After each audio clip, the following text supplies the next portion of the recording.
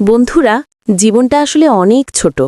আমরা ভাবি অনেক কিছু করব, পরে সময় পাব, কিন্তু সময় তো কাউকে অপেক্ষা করে না। একজন মানুষ ছিল, নামাজ বাদ দিয়ে দুনিয়ার পেছনে ছুটত। একদিন হঠাৎ সে অসুস্থ হয়ে পড়ল। হাসপাতালে শুয়ে বুঝল, টাকায় শান্তি নেই, ক্ষমতায় শান্তি নেই, শান্তি আছে শুধু আল্লাহর স্মরণে।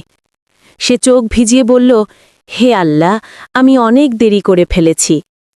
বন্ধুরা, আমরা সবাই ভুল করি, কিন্তু আল্লাহর দরজা কখনো বন্ধ হয় না। আজই ফিরে আসো, কাল হয়তো সুযোগটা আর থাকবে না। একটু ভেবে দেখো তো, তুমি কাকে খুশি করার জন্য বাঁচছ? মানুষের জন্য, না তোমার সৃষ্টিকর্তার জন্য?